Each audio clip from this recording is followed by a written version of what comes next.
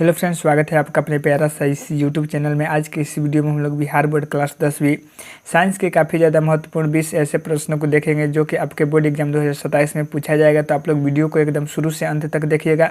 Video पसंद आएगा तो वीडियो को एक लाइक करके चैनल को सब्सक्राइब जरूर से कर लीजिएगा। चलिए देखते हैं यहाँ पर पहला नंबर प्रश्न से। देखिए, पहला नंबर प्रश्न है कि कुटपाद किस में पाया जाता है, यानी आप लोगों को बताना है कि जो है कुटपाद किस में पाया जाता है। तो देखिए, कुटपाद जो है ना अमीबा में पाया जाता है, यानी ऑप्शन नंबर इसका सी बिल्कुल सही उत्तर हो जाएगा।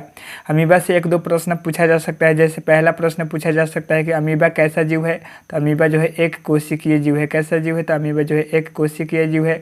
दूसरा प्रश्न पूछा जा सकता है कि अमीबा का आकार कैसा होता है, तो अमीबा का आकार जो है अनिश्चित होता है। तो इसको भी आप लोगों को याद रखना है। अगला प्रश्न देख लेते हैं क्या पूछा गया है। यहाँ पर 2 नंबर प्रश्न में पूछा गया है कि प्रकाश संश्लेषण होता है, यानी आप लोगों को बताना है कि जो है प्रकाश संश्लेषण कब होता है। तो प्रकाश संश्लेषण जो है दिन के समय होता है, यानी ऑप्शन नंबर इसका बी बिल्कुल सही उत्तर हो जाएगा। एक दो प्रश्न पूछा जा सकता है कि प्रकाश संश्लेषण किस में होता है, तो प्रकाश संश्लेषण जो है पौधों में होता है। और दूसरा प्रश्न पूछा जा सकता है प्रकाश संश्लेषण के लिए कितने आवश्यक तत्वों की आवश्यकता होती है, तो 4 आवश्यक तत्वों की आवश्यकता होती है। तो इसको भी आप लोगों को याद रखना है। अगला प्रश्न देख लेते हैं। यहाँ पर 3 नंबर प्रश्न में पूछा गया है कि कवक में पोषण की कौन सी विधि होती है, यानी आप लोगों को बताना है कि कवक में पोषण की कौन सी विधि होती है। तो कवक में पोषण की जो है मृतजीवी विधि होती है, यानी ऑप्शन नंबर इसका बी बिल्कुल सही उत्तर हो जाएगा। और मृतजीवी किसे कहते हैं, तो वैसे जीव जो अपना भोजन सड़े गले पदार्थों से प्राप्त करते हैं उसे जो है मृतजीवी कहते हैं। और कवक जो है ना अपना भोजन जो है सड़े गले पदार्थों से प्राप्त करता है। अगला प्रश्न देख लेते हैं यहाँ पर क्या पूछा गया है। 4 नंबर प्रश्न में पूछा गया है कि मनुष्य में वृक्क संबंधित है, यानी आप लोगों को बताना है कि मनुष्य में जो है वृक्क किससे संबंधित है। तो मनुष्य में वृक्क जो है ना उत्सर्जन से संबंधित है, यानी ऑप्शन नंबर इसका सी बिल्कुल सही उत्तर हो जाएगा। उसके अलावा वृक्क से जो है कुछ और प्रश्न भी पूछे जा सकते हैं। जैसे पहला प्रश्न पूछा जा सकता है कि वृक्क के संरचनात्मक एवं क्रियात्मक इकाई को क्या कहते हैं, तो नेफ्रॉन कहते हैं। यानी वृक्क के संरचनात्मक एवं क्रियात्मक इकाई को क्या कहते हैं, तो नेफ्रॉन कहते हैं। उसके अलावा पूछा जा सकता है कि मनुष्य में वृक्क की संख्या कितनी होती है, तो मनुष्य में वृक्क की संख्या 2 होती है। उसके अलावा पूछा जा सकता है कि जो मनुष्य में वृक्क है यह जो है किस आकार का होता है, तो यह जो है ना सेम के बीज के आकार का होता है। तो आप लोगों को याद रखना है। और वृक्क क्या करता है, तो वृक्क जो है ना रक्त को छानने का कार्य करता है। तो इसको भी आप लोगों को अच्छे से याद रखना है। अगला प्रश्न देख लेते हैं। यहाँ पर देखिए 5 नंबर प्रश्न में पूछा गया है कि मैग्नीशियम पाया जाता है, यानी आप लोगों को बताना है कि मैग्नीशियम जो है इनमें से किस में पाया जाता है। तो मैग्नीशियम जो है ना क्लोरोफिल में पाया जाता है, यानी ऑप्शन नंबर इसका ए बिल्कुल सही उत्तर हो जाएगा। मैग्नीशियम जो है मैग्नीशियम का संकेत पूछा जाता है कि मैग्नीशियम का संकेत क्या होता है, तो मैग्नीशियम का संकेत जो है Mg होता है। तो इसको भी आप लोगों को याद रखना है। दूसरा प्रश्न पूछा जा सकता है कि क्लोरोफिल किस रंग का होता है, तो क्लोरोफिल जो है हरा रंग का होता है। तो इसको भी आप लोगों को याद रखना है।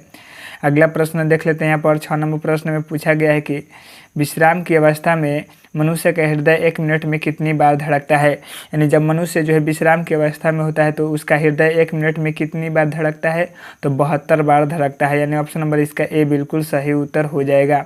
अगला प्रश्न देख लेते हैं। यहाँ पर 7 नंबर प्रश्न में पूछा गया है कि मनुष्य में प्रमुख उत्सर्जी अंग कौन है, यानी आप लोगों को बताना है कि मनुष्यों में प्रमुख उत्सर्जी अंग कौन है। तो मनुष्यों में प्रमुख उत्सर्जी अंग वृक्क होता है, यानी ऑप्शन नंबर इसका सी बिल्कुल सही उत्तर हो जाएगा। अगला प्रश्न देख लेते हैं। यहाँ पर 8 नंबर प्रश्न में पूछा गया है कि एटीपी में फास्फेट की संख्या कितनी होती है, यानी आप लोगों को बताना है कि जो एटीपी होता है उसमें फास्फेट की संख्या कितनी होती है। तो एटीपी में फास्फेट की संख्या जो है 3 होती है, यानी ऑप्शन नंबर इसका सी बिल्कुल सही उत्तर हो जाएगा। पहला कौन होता है, तो पहला होता है अल्फ़ा। दूसरा कौन होता है, तो दूसरा होता है बीटा। और तीसरा कौन होता है, तो तीसरा होता है गामा। तो इसको भी आप लोगों को याद रखना है। अगला प्रश्न देख लेते हैं। यहाँ पर क्या पूछा गया है। 9 नंबर प्रश्न में पूछा गया है कि अमीबा अपना भोजन जो है किसके द्वारा पकड़ता है, यानी जो अमीबा है यह अपना भोजन जो है किसके द्वारा पकड़ता है। तो अमीबा अपना भोजन जो है ना कुटपाद के द्वारा पकड़ता है, यानी ऑप्शन नंबर इसका बी बिल्कुल सही उत्तर हो जाएगा।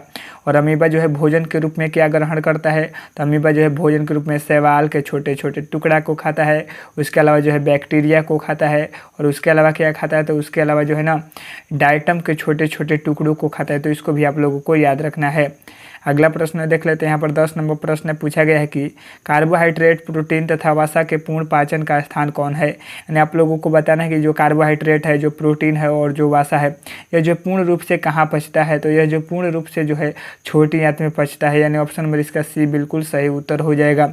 छोटी आंत से कुछ प्रश्न पूछा जा सकता है। जैसे पहला प्रश्न पूछा जाता है कि छोटी आंत की लंबाई कितना होता है, तो छोटी आंत की लंबाई जो है 7.5 मीटर होता है। उसके अलावा पूछा जा सकता है कि छोटी आंत को कितने भागों में बांटा गया है, तो छोटी आंत को जो है 3 भागों में बांटा गया है। और उसके अलावा एक और प्रश्न याद रखना है कि आहार नाल का सबसे लंबा भाग छोटी आंत होता है, तो इसको भी आप लोगों को याद रखना है। अगला प्रश्न को देख लेते हैं। यहाँ पर क्या पूछा गया है, देखिए यहाँ पर 11 नंबर प्रश्न में पूछा गया है कि खुला परिसंचरण तंत्र जो है किस में पाया जाता है। यानी आप लोगों को बताना है कि खुला परिसंचरण तंत्र किस में पाया जाता है। तो खुला परिसंचरण तंत्र जो है ना कॉकरोच में पाया जाता है। यानी ऑप्शन नंबर इसका सी बिल्कुल सही उत्तर हो जाएगा। कॉकरोच को जो है ना तिलचट्टा भी बोलते हैं, तो इसको भी आप लोगों को याद रखना है। उसके अलावा क्या प्रश्न पूछा जा सकता है, पूछा जाता है ना कि कॉकरोच या तिलचट्टा में जो है कितने जोड़ी श्वसन रंध्र पाए जाते हैं, तो 10 जोड़ी जो है श्वसन रंध्र पाए जाते हैं। तो इसको भी आप लोगों को अच्छे से याद रखना है। अगला प्रश्न देख लेते हैं। यहाँ पर 12 नंबर प्रश्न में पूछा गया है कि मानव हृदय में कितने बेस में पाए जाते हैं। आप लोगों को बताना है कि मानव हृदय में जो है कितने बेस में या चेम्बर पाए जाते हैं।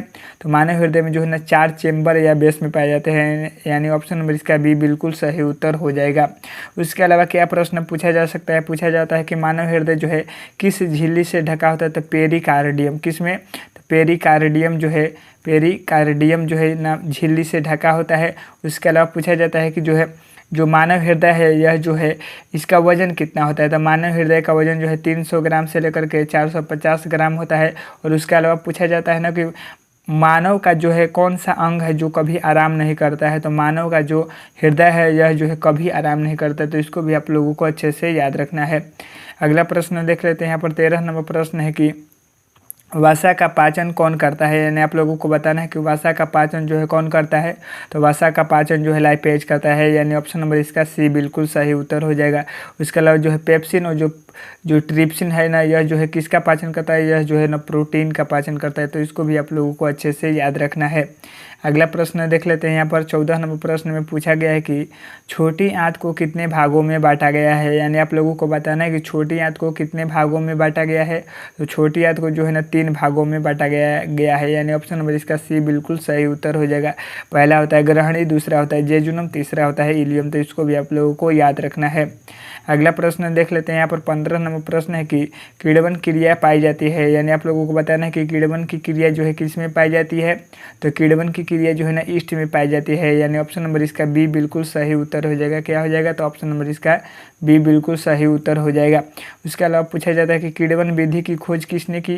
तो लुई पास्चर, यानी लुई पास्चर ने जो है किण्वन विधि की खोज की। और कब किया था, तो 1857 ईस्वी में खोजा था। तो इसको भी आप लोगों को याद रखना है। अगला प्रश्न देख लेते हैं। यहाँ पर 16 नंबर प्रश्न में पूछा गया है कि प्रकाश संश्लेषण किस में होता है। यानी आप लोगों को बताना है कि प्रकाश संश्लेषण की क्रिया किस में होती है। तो प्रकाश संश्लेषण की क्रिया जो है पेड़ पौधों में होती है। यानी ऑप्शन नंबर इसका सी बिल्कुल सही उत्तर हो जाएगा। अगला प्रश्न देख लेते हैं। यहाँ पर 17 नंबर प्रश्न है कि प्रकाश संश्लेषण के लिए कितने तत्वों की आवश्यकता होती है। यानी आप लोगों को बताना है कि प्रकाश संश्लेषण क्रिया के लिए कितने तत्वों की आवश्यकता होती है। तो जो 4 तत्वों की आवश्यकता होती है। यानी ऑप्शन नंबर डी बिल्कुल सही उत्तर हो जाएगा। 4 तत्व कौन होता है, पहला होता है CO2, दूसरा होता है H2O यानी जल, तीसरा होता है क्लोरोफिल, क्या होता है, तो क्लोरोफिल होता है, और चौथा होता है, ठीक है, क्लोरोफिल होता है, और चौथा होता है सूर्य का प्रकाश। तो इसको भी आप लोगों को याद रखना है। अगला प्रश्न देख लेते हैं। यहाँ पर 18 नंबर प्रश्न है कि इनमें से कौन जो है प्रकाश संश्लेषी अंग है। यानी आप लोगों को बताना है कि इनमें से कौन प्रकाश संश्लेषी अंग है। तो पत्ती जो है प्रकाश संश्लेषी अंग होता है। यानी ऑप्शन नंबर इसका ए बिल्कुल सही उत्तर हो जाएगा। अगला प्रश्न देख लेते हैं। यहाँ पर देखिए 19 नंबर प्रश्न में पूछा गया है कि मानव आहार नाल का सबसे लंबा भाग कौन है। तो मानव आहार नाल का सबसे लंबा भाग होता है छोटी आंत। यानी ऑप्शन नंबर इसका बी बिल्कुल सही उत्तर हो जाएगा। अगला प्रश्न देख लेते हैं। यहाँ पर 20 नंबर प्रश्न में पूछा गया है कि लार किस ग्रंथि से निकलता है। यानी आप लोगों को बताना है कि जो लार होता है यह किस ग्रंथि से निकलता है। तो लार जो है लाला ग्रंथि से निकलता है। यानी ऑप्शन नंबर इसका सी बिल्कुल सही उत्तर हो जाएगा। उसके अलावा पूछा जाता है कि लार में कौन सा एंजाइम पाया जाता है। तो टाइलिन, ठीक है, टाइलिन नामक एंजाइम जो है टाइलिन नामक एंजाइम पाया जाता है। यानी टाइलिन नामक एंजाइम पाया जाता है। तो आप लोगों को याद रखना है, ठीक है, तो इसको भी आप लोगों को याद रखना है।